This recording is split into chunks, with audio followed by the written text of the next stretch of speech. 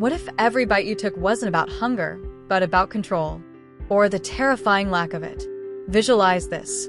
It's 2 a.m. You're standing in front of the fridge, eating leftovers you don't even want. Your brain screams, "Stop," but your hands won't listen. Or maybe it's your friend, coworker, or loved one hiding snacks, skipping meals, or crying after eating. Everyone turns to food for comfort now, and then that's human. But when eating feels compulsive, distressing, or takes over your life, it may be time to explore whether it's something more, like an eating disorder. Let's look at the signs to spot the difference between emotional eating and a possible eating disorder. Whether you're reflecting on your own habits or supporting someone else, this breakdown can clarify the major differences. 5 unmistakable signs to watch out for. Sometimes, when we're eating emotionally, we might find ourselves eating more than we initially planned. However, there's often a point where we feel satisfied, and we can usually stop. On the other hand, for someone experiencing an eating disorder, there can be a sense of loss of control where they consume a large quantity of food very quickly, often continuing even past the point of feeling physically uncomfortable or even experiencing pain. After eating emotionally, we might have a passing feeling of guilt, like maybe I ate a bit too much, but we can generally move forward. In contrast, individuals with eating disorders often experience overwhelming feelings of shame, disgust, or self-criticism after these episodes.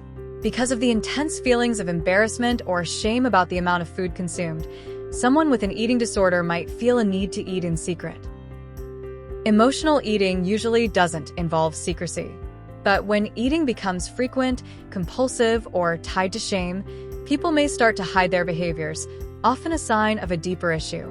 When we eat emotionally, food can be one way we try to manage our feelings from time to time. However, we likely also have other ways of coping, like talking to friends, exercising, or engaging in hobbies. For someone with an eating disorder, food can become the primary, or even the only, way they feel they can deal with overwhelming emotions. It can become a central coping mechanism. When food is part of emotional coping, we might actually find some comfort or even pleasure in savoring the taste and experience of eating.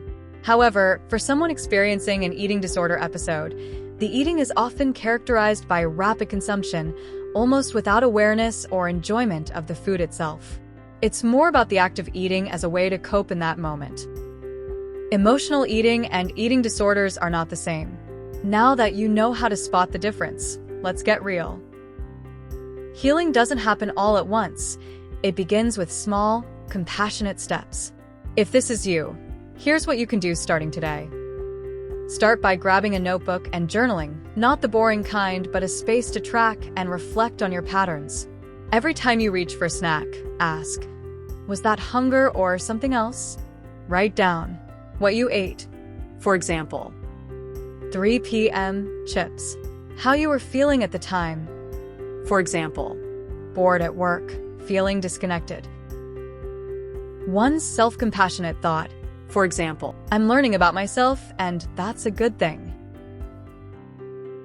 Do this for 3 days. You may begin to notice patterns like stress snacking during work breaks or late-night eating when anxiety spikes.